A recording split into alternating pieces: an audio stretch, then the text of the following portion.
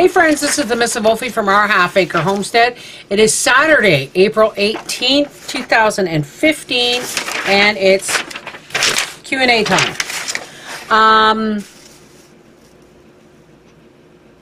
As always, folks, please send your questions to mrswolfie@gmail.com. Put question in the subject line. Otherwise, if you ask me a long question in comments, I don't always have time to answer long questions. And if you ask me, send me a PM through YouTube, I don't always get it. So just please, if you got anything to say or you want to ask me a question, email it to me. Patty writes, my friend wants to have goats mostly because she thinks they're cute. I said we better try goat milk and goat cheese first because I don't know what to do with goats except that and making goat milk soap, which is not as easy as regular soap. We tried the cheese and haven't found any goat milk to try. We hated the cheese. Does the goat milk taste similar to goat cheese? What else can you do with goats? Not eat them. She won't butcher them. Thanks. Well, Patty, get a cow.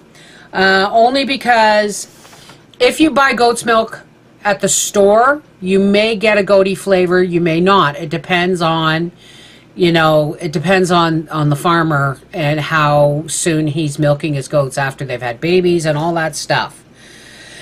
If you don't want to butcher the animals and you hate the taste of the cheese and you're not sure about the milk, don't get goats, because pretty much that's what they're there for.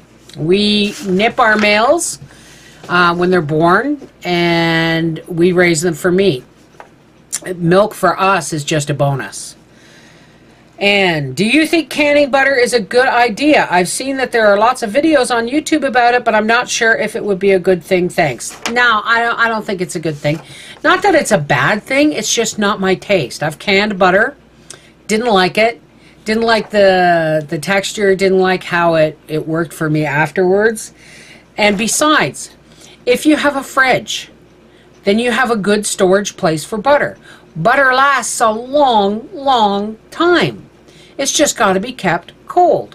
All right? You can even freeze butter. And if you're living in an off-grid situation where you don't want to use up freezer space or fridge space, have a an ice box or a cooler. It works just as well.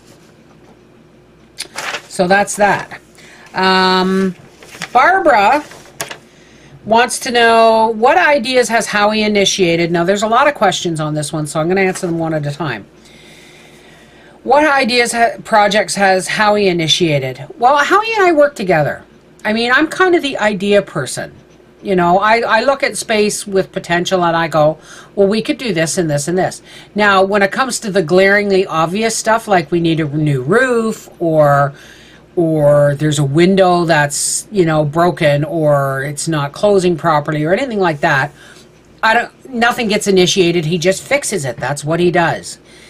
But when it comes to him initiating ideas, it's usually through something that I have worked out already, and I give him the idea, or I tell him my idea, and he goes, yeah, that'll work, and he does it. Except for the addition that he's planning. The addition, I'm quite fine without having the addition. I don't need a bigger living room. But he has pointed out that when family comes, we have this itty-bitty little sitting room and not enough room for everybody to sit in. So, and visit and watch a movie or whatever. So he wants to build a bigger living room. So he's going to put an addition on starting this spring. It may take 2 years, but yes, folks, it'll all be on video.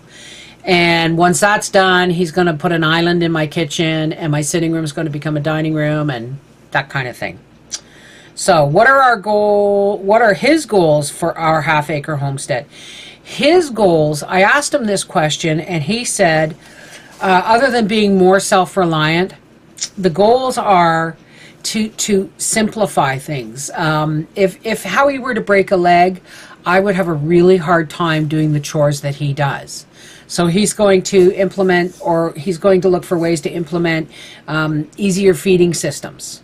So, and easier, he wants to lay out the barn better so that it's not an obstacle course for me to get through if I happen to have to feed and water the animals at some point.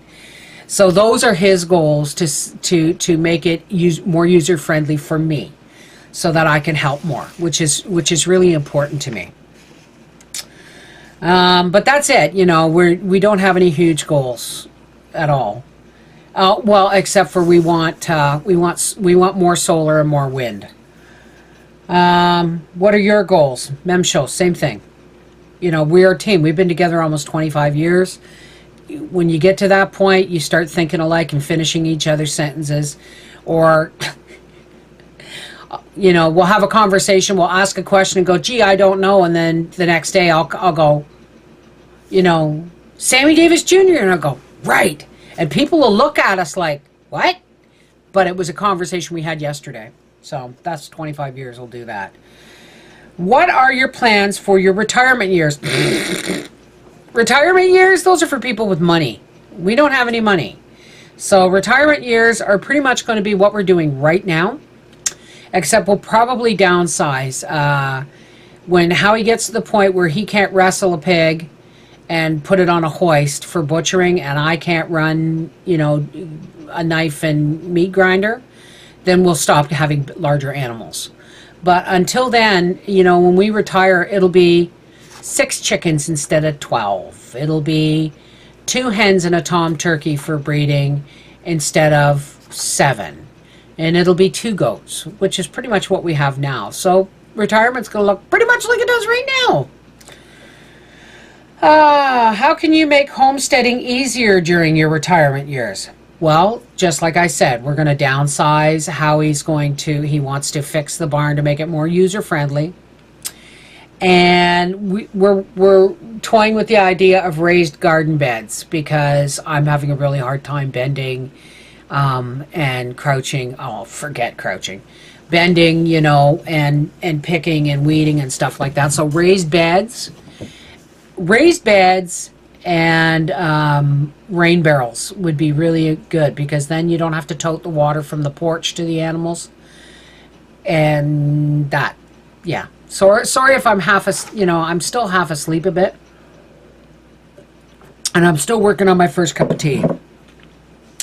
If you could design a new home, what ideas would you include or change, and why? If I could design a new home, obviously wouldn't fit on this property. If we were starting over from scratch and I could design the home with no money, no problems, I would put an in-ground pool in, because that's my only joy and exercise is to be able to swim. But we would have a 4-bedroom ranch-style bungalow with no actual living space in the basement. I'd want everybody to be upstairs, because stairs are a problem for me. They're not a problem for Mum yet, but they could be. So I would rather avoid stairs altogether. If we had a basement, it would be basically just like a furnace room, laundry room. No, not even laundry room. But basically the plumbing and stuff would be down there. But I would have a ranch-style bungalow with the roof completely in solar panels for the summer and winter. But I would also have 3 or 4 wind turbines for the winter when the snow covers the solar panels and they don't work as efficiently. Wind does. So, I mean, I wouldn't want to put all my eggs in one basket. Other than that, you know, I love my house. I love my home, and that's the way it is. But more solar panels, more wind turbines, and everything on one floor, and an in-ground pool. That would be the home I would design. Anything else is just icing. And that is the end of those questions. Thanks for the education, inspiration, and encouragement you provide on YouTube. Thank you very much.